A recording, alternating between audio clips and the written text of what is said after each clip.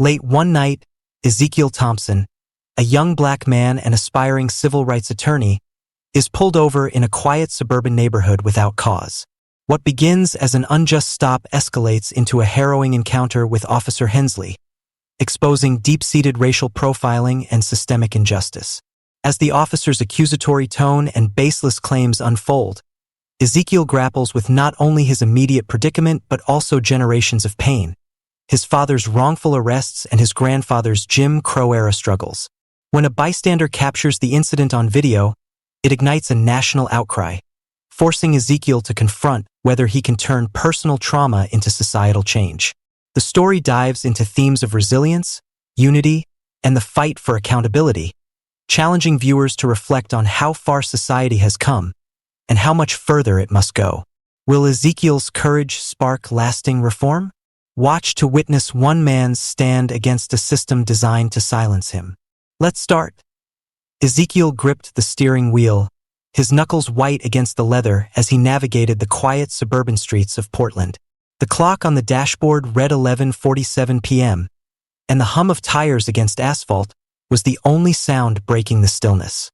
His mind buzzed with thoughts of case law and constitutional rights, topics that had consumed him for months as he prepared for the bar exam. For once, though, there was a flicker of hope in his chest.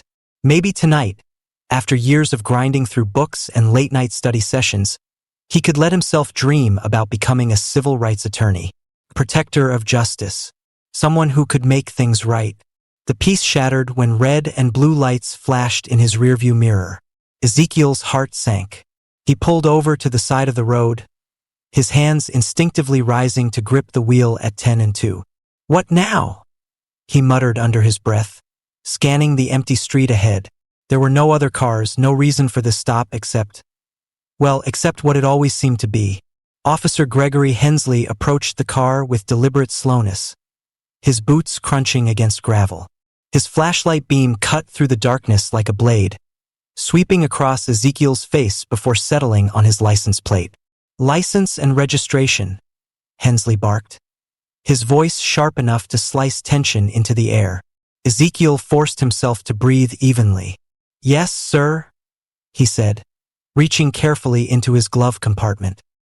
He handed over the documents, his fingers brushing the officer's gloved hand briefly. The contact felt colder than the night itself. Hensley glanced at the papers, then back at Ezekiel. "You fit the description of someone we're looking for," he said, his tone accusatory. "What description is that?"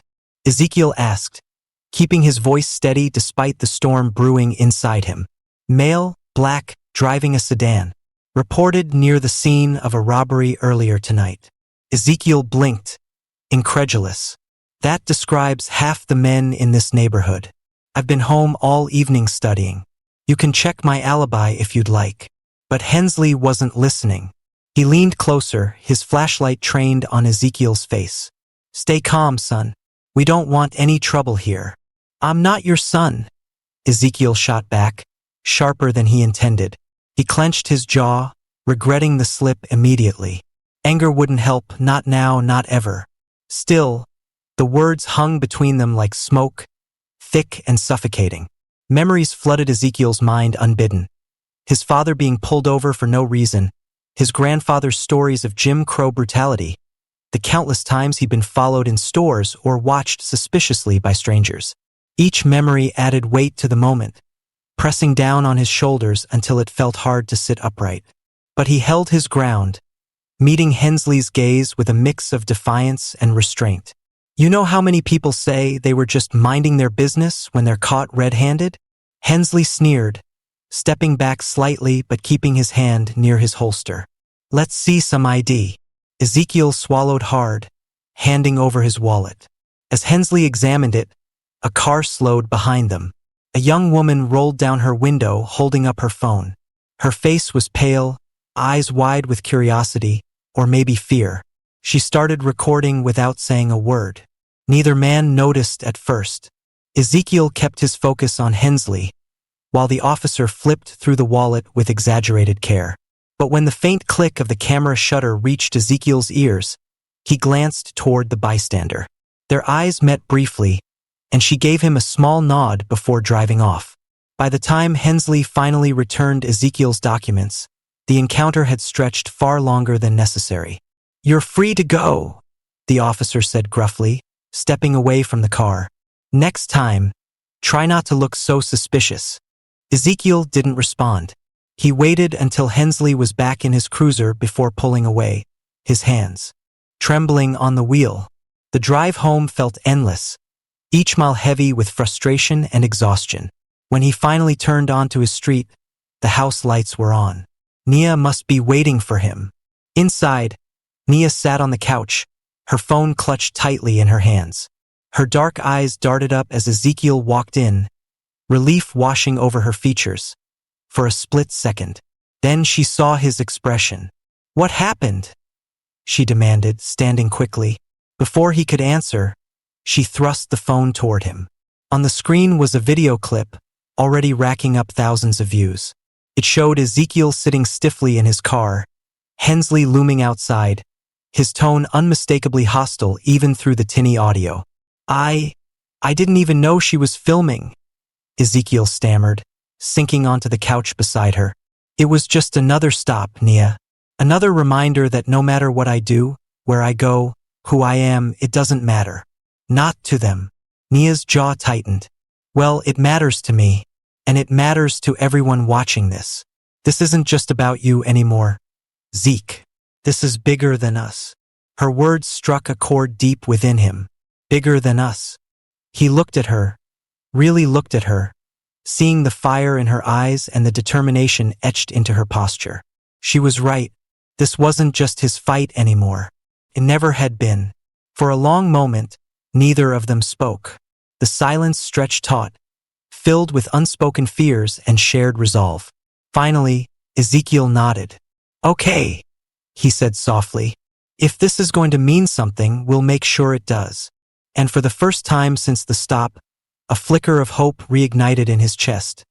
Not for himself, but for the possibility of change. Ezekiel pushed open the front door, his shoulders heavy with the weight of the night. The faint creak of the hinges seemed deafening in the quiet house. Nia stood in the living room, her arms crossed tightly over her chest, her eyes scanning his face for answers before he even stepped inside. "What happened out there?" she asked, her voice trembling between anger and concern. Ezekiel hesitated, dropping his keys onto the side table with a clatter. "It was nothing new," he said finally, running a hand over his face. "Just another stop. Another reminder that I'm guilty until proven innocent." Nia's jaw tightened. "That's not nothing, Zeke. This isn't just about you anymore. People saw it. They recorded it." She held up her phone, the video still paused on the screen. A frozen image of him sitting stiffly in the driver's seat. Officer Hensley looming outside like a shadow. "I didn't ask for this," Ezekiel muttered, pacing toward the window. He pulled back the curtain slightly, glancing out at the darkened street. "I don't want to be some symbol or hashtag. I just wanted to come home. And maybe you don't get a choice anymore." Nia shot back, her tone softening but no less firm. "This is bigger than us now. Bigger than your case. It's about every person who's been treated like they're less because of the color of their skin." Ezekiel turned to look at her, his frustration bubbling closer to the surface. "But what do we do? Fight back? Hide? Let them tear us apart piece by piece?" "We fight," Nia said without hesitation. "Because if we don't, who will?" By morning, the whispers had already begun spreading through the neighborhood. Ezekiel could feel the shift as he stepped outside to grab the newspaper. Neighbors who usually greeted him with nods or waves now avoided eye contact altogether. A few huddled near the end of the block, their voices low but carrying enough for him to catch fragments. Criminal record, troublemaker, fit the description. He clenched his fists, forcing himself to walk past them without comment. Inside, he scrolled through social media, where comments ranged from supportive messages calling him brave to vile accusations questioning his character. One post stood out, asterisk, if he wasn't doing anything wrong. Why did the cops pull him over? Asterisk, the words stung more than he cared to admit. He closed the app abruptly, tossing his phone onto the couch beside him. How could people believe these lies? And yet, he knew the answer all too well. These weren't isolated incidents, they were symptoms of a system designed to dehumanize. Meanwhile, online platforms buzzed with activity. Hashtags like #JusticeForEzekiel and #EnoughIsEnough trended nationwide within hours. Activists shared the video alongside stories of similar encounters, amplifying calls for accountability.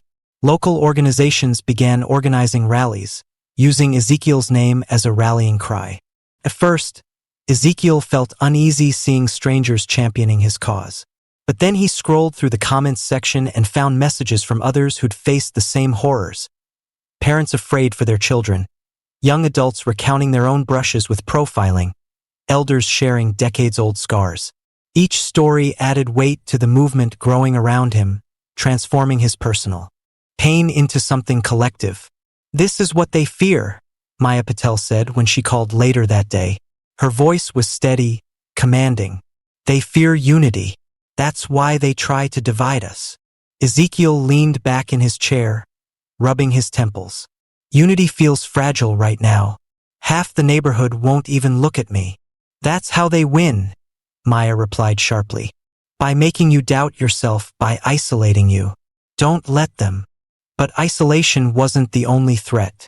By midweek, anonymous notes started appearing on Ezekiel's doorstep. The first one read simply, "Leave while you can." The second was cruder, laced with racial slurs. Nia insisted they install a security camera, her hands shaking as she helped screw it into place above the door frame. "They're scared," she said quietly, more to herself than to him. "Scared of what happens when people like you stand up. Or maybe they're just trying to scare me into silence." Ezekiel countered, though his voice lacked conviction. Deep down, he wondered if they might succeed. The protests began 2 days later, drawing hundreds to the steps of the police station. Chants echoed through the streets. "No justice. No peace. **. Say his name. Ezekiel Thompson. Signs bore slogans demanding reform, accountability, transparency. From his bedroom window, Ezekiel watched the crowd swell, their energy palpable even from blocks away. Nia joined the marchers, her presence a beacon of strength among the sea of faces. When she returned home that evening, her cheeks flushed and her voice hoarse from shouting, she found Ezekiel sitting alone in the dimly lit living room. "You should have been there," she told him, dropping onto the couch beside him. "Seeing everyone come together, it was powerful." "I know," he said softly, "but what if it doesn't work? What if all this noise just fades away once the cameras leave?" "It might," Nia admitted, "but it also might spark something real, something lasting. Either way, Zeke, you've already done more than most. You've shown people they're not alone." Ezekiel stared at her, the flicker of hope reigniting in his chest. For the first time since the stop, he allowed himself to believe that maybe, just maybe, this moment could mean something greater, not just for him but for everyone who'd ever felt unseen, unheard, unworthy. Outside, the chants continued, rising like a tide against the walls of injustice. Ezekiel sat at the kitchen table, a stack of yellowed papers spread out before him. The late afternoon sunlight streamed through the window, casting long shadows across the room. His grandmother's voice echoed in his mind, recounting stories he'd heard countless times but never fully understood until now. Stories about his grandfather, how he'd been arrested on fabricated charges during the Jim Crow era, sentenced to years in prison for a crime he didn't commit. "He was just trying to provide for us," she had said once, her voice trembling with age and anger. "They took everything from him. His freedom, his dignity, even his name." Ezekiel traced the edge of one of the documents, a faded newspaper clipping detailing his grandfather's arrest. The headline screamed injustice, though no one had listened then. He felt the weight of it settle into his chest, heavy and unyielding. This wasn't just history. It was a chain linking generations, binding them to the same struggle. Later that evening, Ezekiel found himself staring at an old photograph tucked inside a family album. It showed his father as a young man, standing proudly beside his first car. But the smile in the picture didn't tell the whole story. Ezekiel remembered the nights his father came home late, visibly shaken after yet another run-in with the police. How they would sit together in silence. His father too exhausted to explain, Ezekiel too young to understand. "Why do they always stop you?" Ezekiel had asked once, his small voice breaking the quiet. His father sighed, running a hand over his face. "Because they can," he replied simply, as if those 3 words explained everything, and maybe they did. Now, years later, Ezekiel finally grasped the depth of what his father had endured. Each encounter, each insult, each moment of humiliation. It all added up, shaping not only his father's life, but also Ezekiel's own understanding of the world. The realization hit him like a punch to the gut. This wasn't just his fight. It was theirs. The next morning, Ezekiel returned to the archives downtown, determined to dig deeper. Rows of dusty filing cabinets lined the walls, their contents forgotten by most but invaluable to someone willing to look. As he sifted through decades-old records, something caught his eye. A memo dated 1972, marked confidential. His heart raced as he skimmed the text. It detailed a cover-up involving several officers accused of planting evidence against black residents. One name stood out, Officer Lawrence Bennett, the very judge presiding over Ezekiel's case. Ezekiel's hands trembled as he copied down the details. This wasn't just corruption. It was a pattern, a system designed to protect itself at any cost. And here he was, fighting against the same forces that had destroyed his grandfather's life and haunted his father's. That night, Ezekiel couldn't sleep. He lay in bed, staring at the ceiling, the day's discoveries swirling in his mind. Was this why nothing ever changed? Because the roots ran so deep, twisted and tangled beyond repair? He thought about his own efforts, the protests, the meetings, the endless hours spent strategizing. What if it was all for nothing? What if the system was simply too powerful? He rolled onto his side, frustration bubbling inside him. "Am I wasting my time?" he whispered aloud, though there was no one to hear. But then he thought of Nia, of Maya, of the hundreds of people who had marched in his name. They believed in him, in the possibility of change. Could he really give up when so many others refused to? By dawn, Ezekiel had made up his mind. He sat at his laptop, typing furiously as he connected the dots between his grandfather's imprisonment, his father's harassment, and his own ordeal. The parallels were undeniable, a thread woven through time, tying their struggles together. This wasn't just about him anymore. It was about breaking the cycle, about ensuring that future generations wouldn't have to carry the same burdens. As he finished writing, Ezekiel leaned back in his chair, exhaling slowly. For the first time in days, he felt a flicker of hope. Not because he believed victory was certain, but because he knew he wasn't alone. His ancestors' voices echoed softly in his ears, urging him forward. Their pain had shaped him, yes, but so had their resilience. And if they could endure, then so could he. Ezekiel sat in a dimly lit coffee shop, his fingers wrapped tightly around a chipped mug. Across from him, Maya Patel leaned forward, her sharp eyes fixed on his face.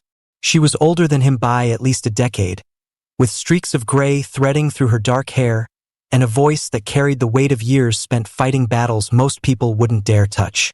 "You've got courage," Maya said finally, breaking the silence. "But courage alone won't bring down systems like this." Ezekiel shifted uncomfortably. "I know it's not going to be easy, but I can't just sit back and let them get away with what they did." Maya nodded slowly, as if she'd expected nothing less. "Good, because you're going to need more than anger to win this fight. You'll need strategy, allies, and above all, patience." Her words struck a chord deep within Ezekiel. For weeks, he'd been consumed by rage. Rage at Officer Hensley, at Judge Bennett, at the entire system that had failed him. But now, sitting across from someone who had clearly walked this path before, he felt something else. Hope. Fragile, flickering hope. Over the next few days, Ezekiel and Maya worked tirelessly to build their coalition. They met in community centers, church basements, and cramped living rooms, rallying anyone willing to listen. At first, progress was slow. Some were hesitant, afraid of retaliation or unsure how much difference one person could make. Others dismissed the effort outright, convinced the system was too powerful to change. But Maya refused to give up. Every movement starts small, she reminded Ezekiel when frustration threatened to overwhelm him. It's about planting seeds. Trust me. They'll grow. And slowly they did. A local pastor offered his church as a meeting space. A group of high school students designed flyers and posted them around town. Even a retired police officer reached out, offering insider knowledge about department policies. Each new supporter brought fresh energy, reminding Ezekiel why he'd started this fight in the first place. Then came the betrayal. Ezekiel arrived home late one night to find Marcus waiting for him on the porch. His friend looked uneasy, shifting from foot to foot under the dim glow of the streetlight. "Hey man," Marcus began, his voice tight. "Can we talk?" Ezekiel frowned but gestured for him to follow inside. Once seated at the kitchen table, Marcus hesitated, rubbing his hands together nervously. "I messed up," he admitted after a long pause. "I gave them some info about your plans, about the protests." Ezekiel stared at him, disbelief giving way to anger. "You what? Why would you do that?" Marcus avoided his gaze. "They promised leniency for my DUI charge. I didn't think it would matter. I mean, it wasn't anything major." "It doesn't matter," Ezekiel snapped, standing abruptly. "You sold us out, Marcus. To the same people who've been lying and covering things up for decades." Marcus flinched but didn't argue. Instead, he stood, muttering an apology before hurrying out the door. Ezekiel sank back into his chair, his mind racing. Who else might betray him? Who could he really trust? The next morning, Ezekiel called Maya. Her calm demeanor helped steady him as he poured out his frustrations over the phone. "This is exactly what they want," she said firmly. "To isolate you, to make you doubt everyone around you. Don't let them win." "But how do I know who's on my side?" Ezekiel asked, his voice cracking slightly. "You don't," Maya replied honestly. "Not completely, but you keep moving forward anyway. Focus on the ones who've proven themselves so far, the pastor, the students, even the retired cop. Build from there." Her words resonated with Ezekiel, grounding him. He realized that while betrayal hurt, it couldn't stop him, not if he truly believed in this cause. By the end of the week, Ezekiel stood before a growing crowd of supporters, their faces illuminated by candlelight during a vigil outside City Hall. As he spoke, his voice grew stronger, steadier. "We've faced setbacks," he admitted. "We've been lied to, betrayed, told we're wasting our time. But none of that changes the truth. Justice matters. Our voices matter." He glanced at Maya, standing near the front of the crowd, her expression resolute. Then at Nia, holding a sign bearing his grandfather's name. And finally at the sea of strangers turned allies surrounding him. In that moment, Ezekiel understood something profound. He wasn't alone. Not anymore. With renewed determination, he raised his fist in solidarity, the crowd echoing the gesture. The road ahead would be long, fraught with challenges. But Ezekiel knew one thing for certain: he wouldn't walk it alone. Ezekiel leaned over the cluttered table, his eyes scanning the stack of documents spread out before him. The dim light of the small office cast long shadows across the room, but he didn't notice. His focus was razor-sharp as he sifted through file after file, each one a damning piece of evidence against Officer Hensley and the department that shielded him. "Look at this," Ezekiel muttered, holding up a crumpled complaint form. "Unprovoked stop and search. Dismissed without investigation." He tossed it onto the growing pile of similar reports. "And this one, excessive force during arrest. Same story." Maya stood nearby, her arms crossed tightly over her chest. She exhaled sharply, shaking her head. "It's like they don't even try to hide it anymore. Every single one of these victims was black or brown. It's not random, it's policy." Ezekiel clenched his jaw, anger simmering just beneath the surface. Each new discovery felt like another brick added to the wall separating justice from truth. But instead of breaking him, it fueled his resolve. "We can't let them bury this," he said firmly. "Not again." The next day, Ezekiel sat in a quiet corner of the library, a notebook open on the table in front of him. Across from him was an older woman named Mrs. Jenkins, her hands trembling slightly as she recounted her own encounter with the police years ago. "They pulled me over for no reason," she said softly, her voice heavy with emotion. "Said I fit the description of someone who robbed a store downtown. I'm 62 years old, Zeke. What kind of thief do I look like?" Her words hung in the air, raw and unfiltered. Ezekiel nodded slowly, jotting down notes as she spoke. "Did you report it?" he asked gently. She laughed bitterly. "Of course I did. But nothing happened. They told me there wasn't enough evidence to prove anything. Like my word didn't matter." As she continued, Ezekiel felt a familiar ache in his chest, the weight of knowing how many others had stories just like hers. Stories dismissed, ignored, erased. By the time she finished, tears glistened in her eyes, but so did a flicker of hope. "If you're really going to fight this," she said, gripping his hand, "then count me in. We need people like you." Later that evening, Ezekiel's phone buzzed insistently on the kitchen counter. He glanced at the screen, a blocked number. Hesitating only briefly, he answered. "Hello?" he said cautiously. A low, shaky voice responded. "You don't know me, but I've seen what you're doing. You're right about Hensley, and worse. There are files, records of cover-ups. Higher-ups involved." Ezekiel froze, his pulse quickening. "Who is this?" "I can't say," the voice replied urgently. "But if you want proof, meet me tomorrow night at the old warehouse on 4th Street. Come alone." Before Ezekiel could respond, the line went dead. He stared at the phone, his mind racing. This could be their breakthrough or a trap. Either way, he couldn't ignore it. The following morning, Ezekiel met Maya at a diner near the edge of town.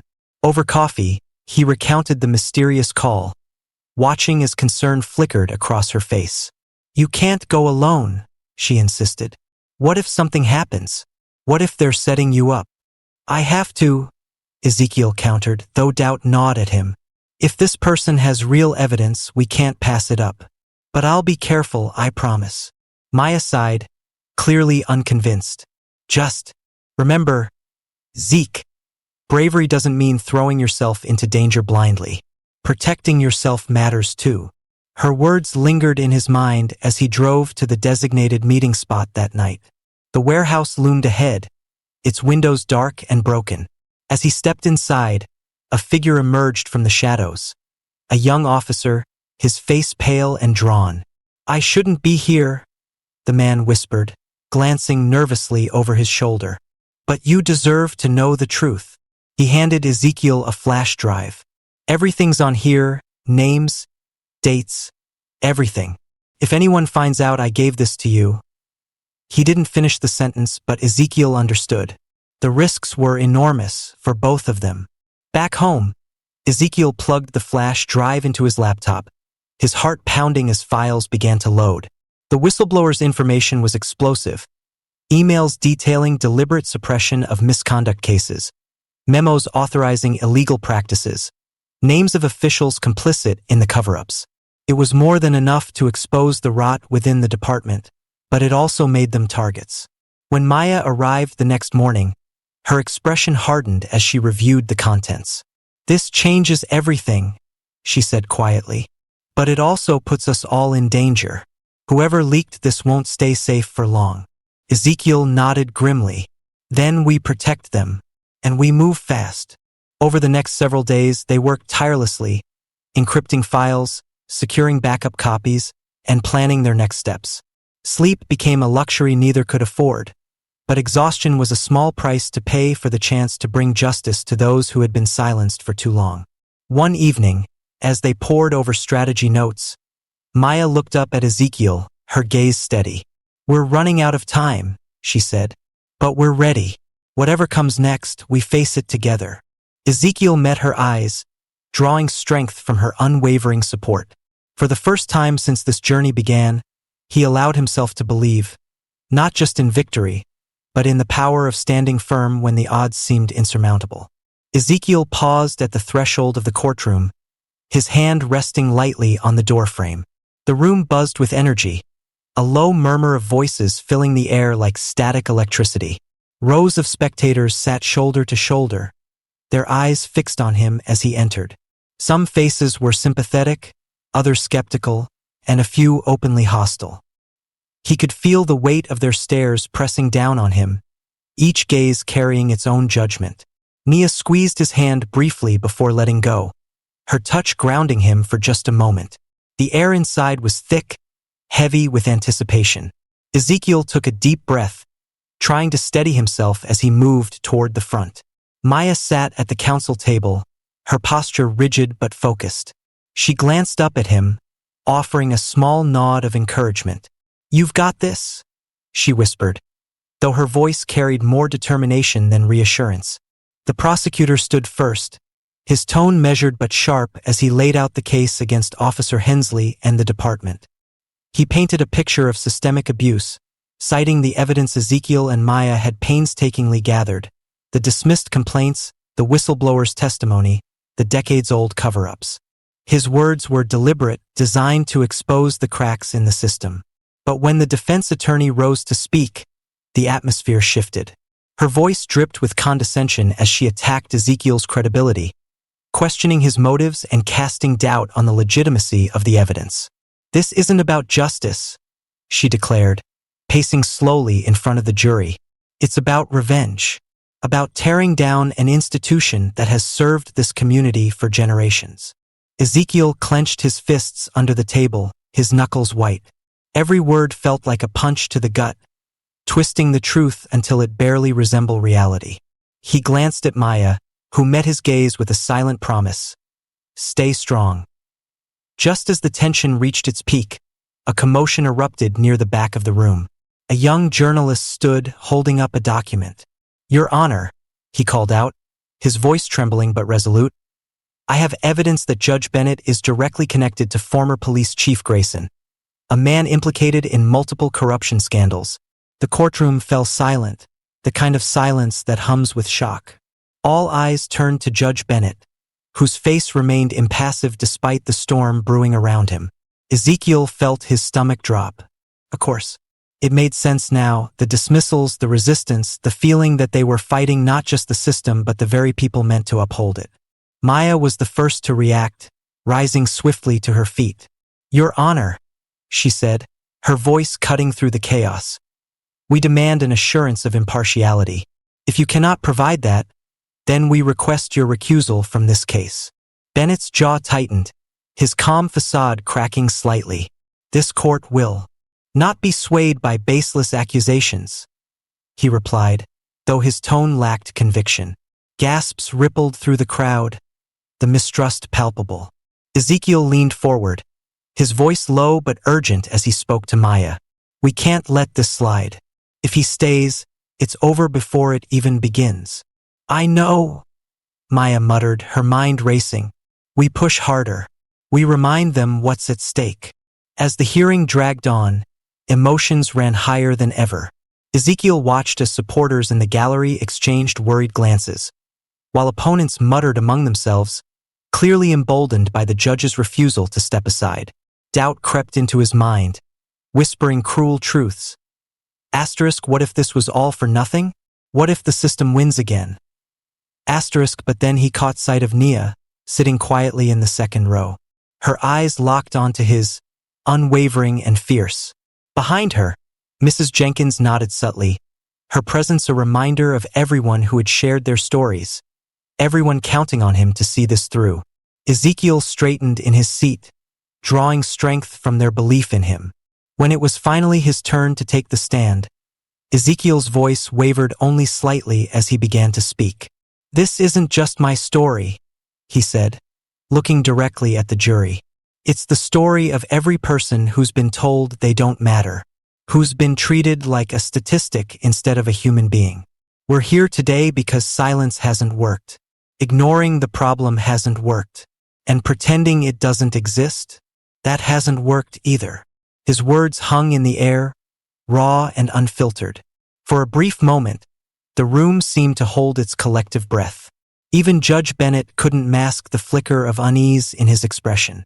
By the time the hearing adjourned for the day, exhaustion weighed heavily on Ezekiel's shoulders.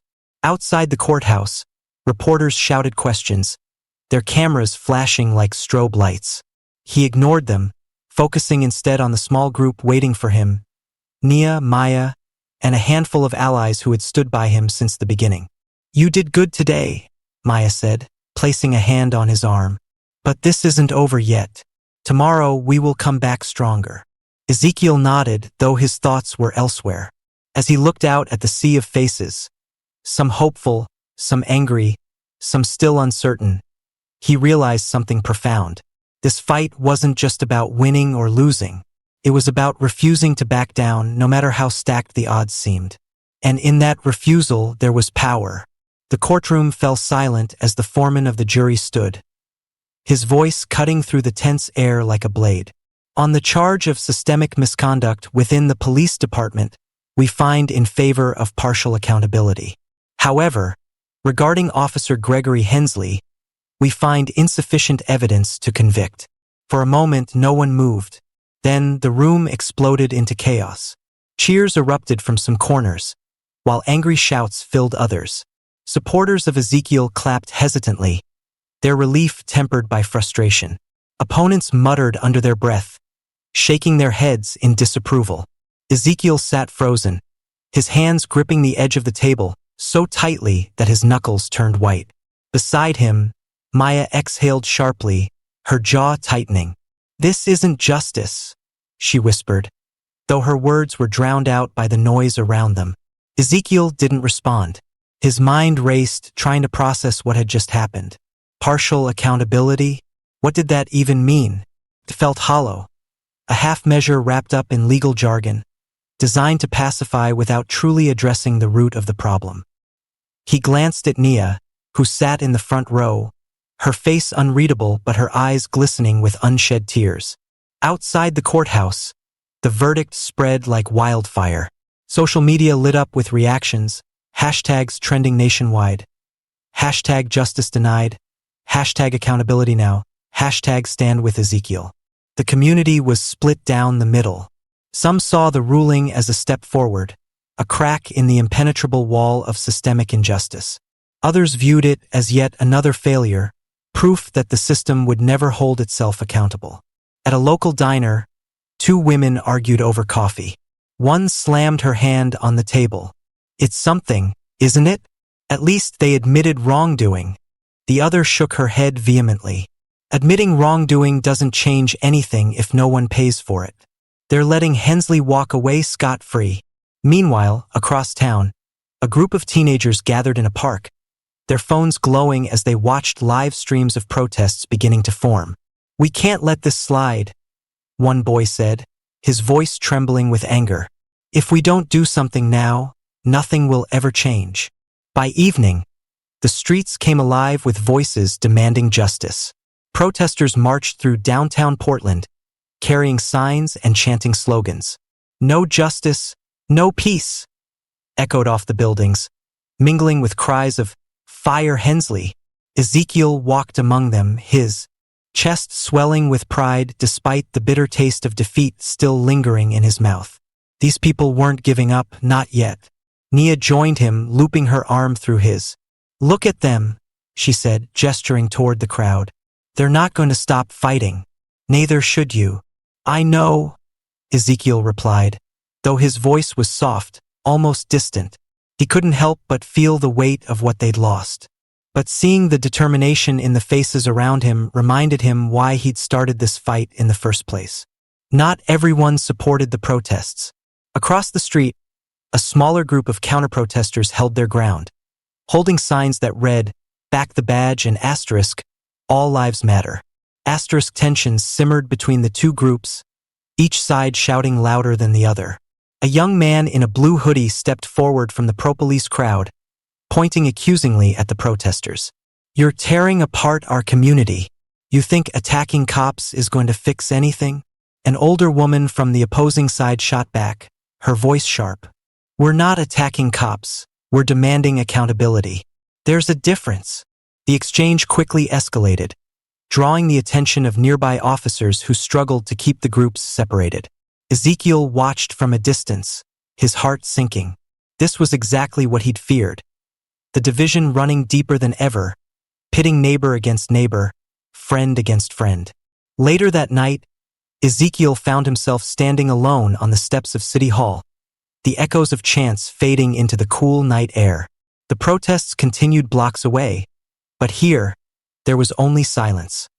He stared out at the empty square, replaying the events of the day in his mind. Victory? Loss? It didn't feel like either. Instead, it felt incomplete, unfinished. Maya approached quietly, wrapping a scarf tighter around her neck against the chill. "How are you holding up?" she asked, her tone gentle. Ezekiel shrugged, his gaze fixed ahead. "I don't know. Part of me wants to scream, to tear everything down and start over. But part of me feels like maybe this is enough for now." "Enough for what?"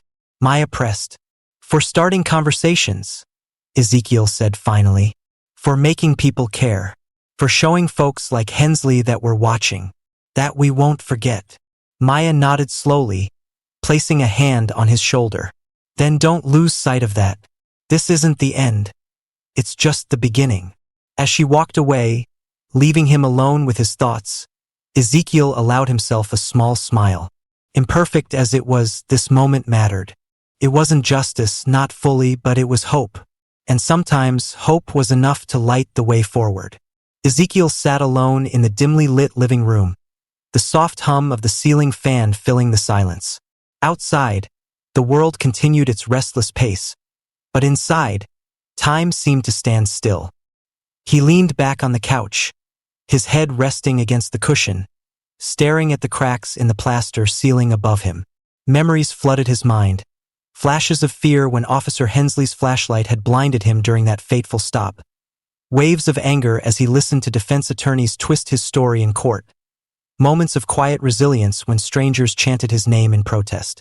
Each memory carried its own weight, pressing down on him like layers of stone. He exhaled slowly, rubbing his temples. The trial was over, but it didn't feel finished. How could it? Justice hadn't been served, not fully. Yet, as he replayed the events in his mind, Ezekiel realized something profound. He wasn't the same man who had stepped into that courtroom weeks ago. He'd grown stronger, not because he'd won, but because he'd fought. And fighting mattered.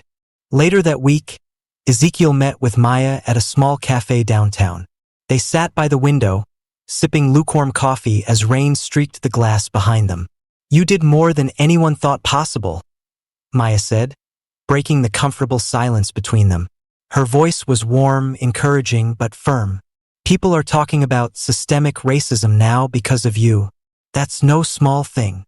Ezekiel nodded, though doubt lingered in his chest.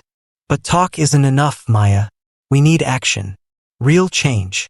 And we'll get it," she replied without hesitation. "But first, we build momentum. You've already started that. Now it's about keeping it going." Her words resonated with him, sparking an idea. That night, Ezekiel sat at his kitchen table, pen in hand, drafting legislation aimed at increasing transparency and accountability in policing. The process was painstaking.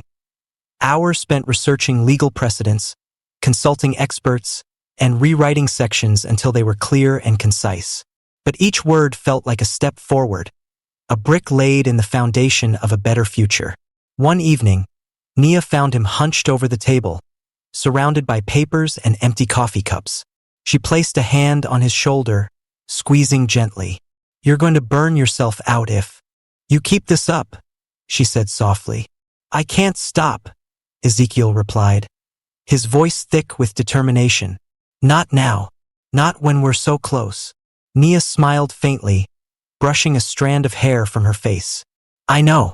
Just remember to breathe once in a while. Okay?" As the weeks passed, Ezekiel began reaching out to unlikely allies, local politicians, community leaders, even former skeptics who had once dismissed his cause. At first, their meetings were tense, filled with skepticism and resistance. But Ezekiel approached each conversation with patience and empathy, listening as much as he spoke. Slowly, barriers began to crumble. In one particularly heated session, a conservative councilman leaned across the table, his tone sharp. "You're asking us to overhaul an entire system based on one case. One man's experience." "It's not just my experience," Ezekiel countered, his voice steady despite the rising tension in the room. "It's millions of experiences, generations of them. This isn't about me. It's about making sure no one else has to go through what I did." The councilman hesitated, then sighed, leaning back in his chair. "Fine, let's see your proposal." By the end of the meeting, they had reached a tentative agreement, a compromise but progress nonetheless. As Ezekiel shook hands with the councilman, he felt a flicker of hope. Building bridges wasn't easy, but it was possible. Months later, Ezekiel stood before a packed auditorium, addressing a diverse crowd gathered to discuss the proposed reforms.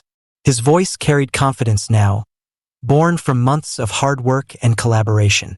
"This isn't the finish line," he said, pausing to let his words sink in. "It's a starting point, a chance to rewrite the rules so they work for everyone, not just some." Applause erupted, echoing off the walls. Among the faces in the audience were familiar ones: Nia, Maya, Mrs. Jenkins, and countless others who had supported him along the way. Their presence reminded him that this fight wasn't his alone. It belonged to all of them. As the event drew to a close, Ezekiel lingered near the exit, shaking hands and exchanging hugs with attendees. A young girl approached him shyly, holding out a drawing. It depicted a city skyline with people of all colors standing together, holding signs that read asterisk, "Justice for all." "Asterisk for you?" she whispered, her cheeks flushing pink. Ezekiel knelt down to meet her eye level, smiling warmly. "Thank you," he said, tucking the drawing into his pocket. "This means more than you know." As he watched her run back to her parents, Ezekiel felt a renewed sense of purpose. The road ahead would be long, fraught with challenges. But he was ready to inspire others, to heal divisions, to leave a legacy of resilience that would endure long after he was gone. Because this wasn't just his fight, it was theirs. And together they would keep moving forward. The sun rose over Portland, casting golden light across the park where a diverse group of people gathered. Activists stood shoulder to shoulder with residents, their faces etched with determination but also hope. Among them were a few police officers, some hesitant, others visibly uncomfortable, but all present. Ezekiel watched from the edge of the crowd, his heart swelling as he saw this unlikely coalition come together for the first time. Maya stepped up to the makeshift podium, her voice steady and commanding. "We've spent too long pointing fingers," she began, scanning the sea of faces. "But today we're here to build bridges, to listen, to heal." A murmur of agreement rippled through the audience. One officer, a young woman named Officer Ramirez, raised her hand cautiously. When called upon, she spoke softly but earnestly. "I joined the force because I wanted to help people. But I know we've failed you, failed so many of you, and I'm sorry." Her words hung in the air, raw and unfiltered. For a moment, no one moved. Then, an older man in the front row nodded slowly. "Apologies don't fix everything," he said, his tone measured. "But they're a start." Over the following weeks, these meetings became a regular occurrence. What had begun as tense confrontations evolved into open dialogues, each session chipping away at decades of mistrust. Residents shared stories of profiling and harassment, their voices trembling with emotion. Officers listened, some visibly shaken by the weight of what they heard.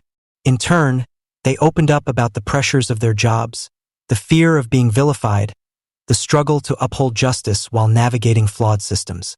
Ezekiel often found himself facilitating these conversations, his presence a reminder of why they were there. During one particularly heated exchange, a teenager stood up, his fists clenched. "How do we know anything will change?" he demanded, his voice cracking. "Every time we speak out, nothing happens." Officer Ramirez met his gaze, her expression calm but resolute. "Because we're listening now," she replied. And because people like Ezekiel won't let us forget. The room fell silent, the tension easing slightly. Ezekiel felt a lump rise in his throat. This wasn't just about him, it was about everyone in that room, working toward something greater than themselves. Months later, the city council announced the creation of a historic citizen oversight board, a landmark initiative granting the community direct influence over police policies. The announcement drew cheers from activists and cautious applause from law enforcement officials. Ezekiel stood beside Maya as the news broke, both of them grinning despite their exhaustion. "This is huge," Nia whispered, pulling Ezekiel into a tight hug. "You did this." He shook his head, his smile widening. "We did this. All of us." The board quickly became a symbol of accountability, its members representing a cross-section of the community. Parents, students, business owners, even retired officers. Their first meeting was televised, drawing national attention as they outlined plans for transparency measures, body cameras, public reporting, mandatory de-escalation training. Each policy was met with cautious optimism, a fragile but growing trust taking root. On the streets, the changes began to take shape. Officers wore body cameras, their lenses capturing interactions that once would have gone unseen. Monthly reports detailing misconduct complaints were published online, accessible to anyone with an internet connection. Slowly, residents noticed shifts not just in policy, but in attitude. Conversations that once ended in arguments now concluded with nods of understanding. Smiles replaced scowls during traffic stops. Handshakes replaced crossed arms at neighborhood watch meetings. One evening, Ezekiel walked home alongside Officer Ramirez, who had become a frequent collaborator in reform efforts. "It's not perfect," she admitted, kicking a pebble off the sidewalk, "but it feels different." "It should feel different," Ezekiel replied, glancing at her. "Change always does." She chuckled softly, shaking her head. "You're relentless. You know that? Someone has to be." He shot back, grinning. By spring, the city buzzed with renewed energy. Murals celebrating unity adorned walls once covered in graffiti. Community events brought together families who had never spoken before. At a local school, students organized a forum on racial equity, inviting Ezekiel to speak. As he stood before them, his heart swelled with pride. "This isn't my fight alone," he told the eager faces staring back at him. "It's yours. It's ours. Pain can either break us or bind us, and I choose to believe it binds us." When he finished speaking, the auditorium erupted in applause. A young girl approached him afterward, clutching a notebook. "Will you sign this?" she asked shyly. "I want to remember what you said." Ezekiel knelt down, signing the page with care. "Remember this too," he added, tapping the cover gently. "Your voice matters. Always." As he left the school that evening, the sky painted in hues of orange and pink, Ezekiel allowed himself a rare moment of peace. The road ahead was still long, full of challenges yet unseen. But for now, amidst the laughter of children playing in the park and the sound of neighbors chatting on porches, he could see it, hope rising from the ashes, transforming pain into progress. Together, they were building a future worth fighting for. Ezekiel stood at the front of the classroom, his hands resting lightly on the edge of the desk. The room buzzed with quiet energy as students settled into their seats, some fidgeting with notebooks, others whispering to one another. He scanned the sea of young faces, curious, hopeful, and a little skeptical, and felt a familiar pang in his chest. These were the changemakers of tomorrow, the ones who would carry the torch long after he was gone. "Good morning," Ezekiel began, his voice steady but warm. "I'm not here to lecture you or tell you what to think. I'm here because I believe in you, and in your power to shape the world." A hand shot up near the back of the room. It belonged to a girl with braids pulled tightly against her scalp. "What if we mess up?" she asked, her voice barely above a whisper. "What if we try and it doesn't work?" Ezekiel smiled softly, leaning forward slightly. "Messing up is part of the process. Trust me, I've done my fair share of stumbling. But every step, even the wrong ones, brings us closer to something better." What matters is that you keep going. The girl nodded slowly, her shoulders relaxing just a fraction. Around her, heads bobbed in agreement, the tension in the room easing like steam releasing from a kettle. Later that week, Ezekiel returned to the same classroom, this time armed with charts and diagrams detailing pathways to careers in law and activism. He paced the room, his enthusiasm infectious as he spoke about landmark cases and grassroots movements that had reshaped history. "You don't have to be a lawyer to fight for justice," he emphasized, stopping mid-stride to look directly at a boy slouched in the corner. "But knowing how the system works gives you tools to dismantle it when it fails. Knowledge isn't just power, it's protection." The boy sat up straighter, his eyes narrowing thoughtfully. "So, you're saying we should use their rules against them?" Ezekiel grinned. "Exactly. Turn the tables. Make the system accountable to everyone, not just some." By the end of the session, several students lingered behind, peppering him with questions about internships, college applications, and community organizing. Ezekiel answered patiently, his heart swelling as he watched their excitement grow. They weren't just dreaming anymore, they were planning. Months later, Ezekiel sat at his kitchen table, surrounded by papers and sticky notes scribbled with ideas. Nia hovered nearby, sipping coffee as she watched him furiously jot down notes. "Are you sure about this?" she asked finally, setting her mug down. "It's a big undertaking." "I have to be sure," Ezekiel replied without looking up. "If we want real change, we need to invest in the next generation. We can't let fear or doubt stop us." With that, the Ezekiel Thompson Scholarship Fund was born, a program designed to support students pursuing careers in law, advocacy, and public service. Applications poured in from across the country, each essay more compelling than the last. Stories of hardship, resilience, and unyielding hope filled Ezekiel's inbox, reminding him why he'd started this journey in the first place. One applicant stood out, a high school senior named Marcus Johnson, whose father had been wrongfully incarcerated. In his essay, Marcus wrote about how Ezekiel's case had inspired him to become a civil rights attorney. "You showed me that fighting back isn't just possible, it's necessary," he wrote, "and now I want to do the same for others." When Ezekiel read those words, tears pricked the corners of his eyes. He called Nia over, showing her the essay. "This is why we're doing this," he said, his voice thick with emotion. "This is what it's all about." News of the scholarship spread quickly, sparking conversations far beyond Portland. Other cities took notice, launching similar initiatives tailored to their own communities. Local leaders reached out to Ezekiel, asking for advice on how to replicate his model. Activists organized fundraisers, pooling resources to ensure no aspiring advocate was left behind. At a national conference on racial justice, Ezekiel delivered a keynote speech that brought the audience to its feet. "Education is the foundation of empowerment," he declared, his voice ringing out across the auditorium. "When we invest in young people, we're investing in a future where equality isn't just an ideal, it's a reality." Afterward, a line formed outside the stage, eager attendees waiting to shake his hand or snap a photo.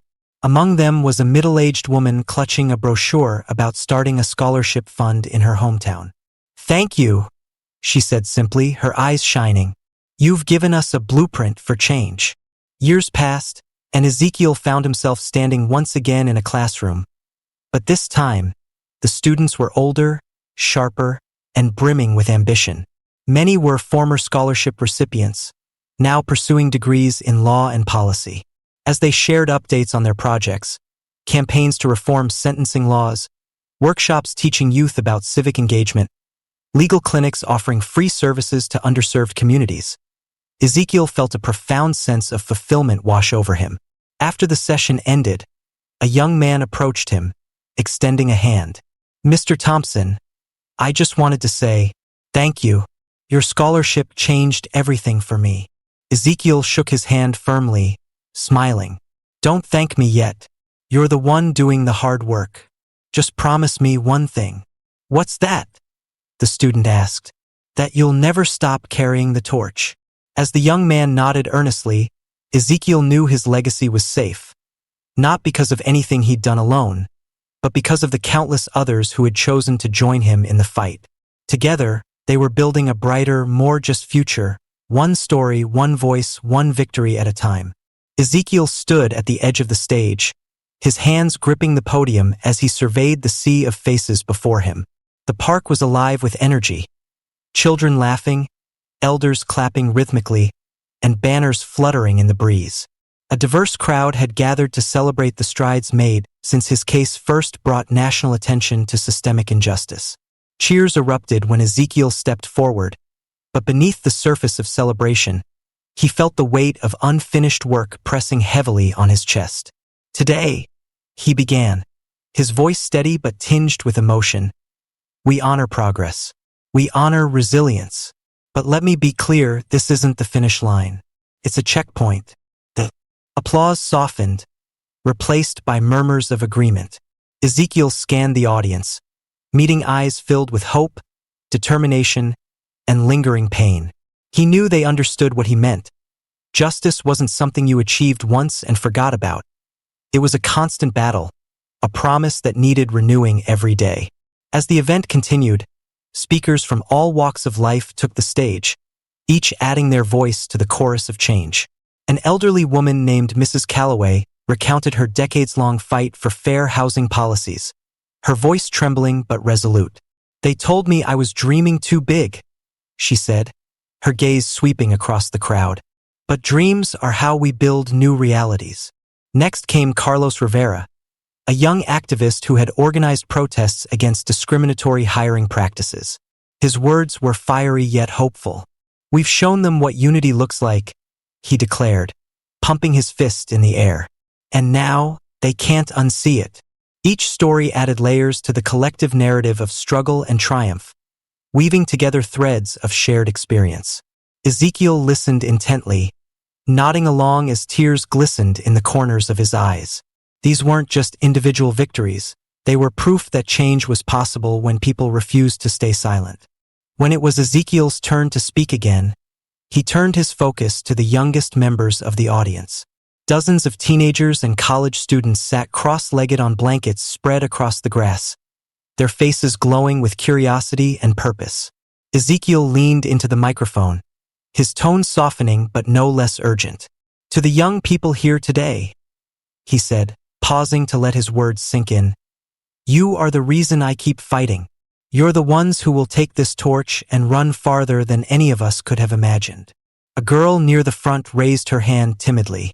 When Ezekiel nodded at her, she stood, clutching a notebook to her chest. What if we're scared? She asked, her voice barely audible over the rustling leaves. What if we don't know where to start? Ezekiel smiled warmly, stepping away from the podium to crouch closer to her level. Being scared doesn't mean you're not ready, he replied. It means you care enough to try. Start small. Educate yourself, listen to others, speak up when something feels wrong. Every step counts. Her shoulders relaxed slightly, and she sat back down, exchanging glances with friends who nodded encouragingly. Around her, other young faces lit up with determination, their whispers buzzing with ideas and plans. As the sun dipped lower in the sky, casting golden light over the gathering, Ezekiel delivered his closing remarks. His voice rose above the gentle hum of conversation, commanding attention without overpowering the moment.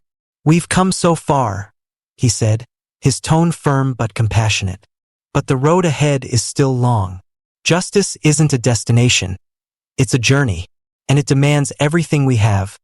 Our courage, our persistence, our belief in a better world.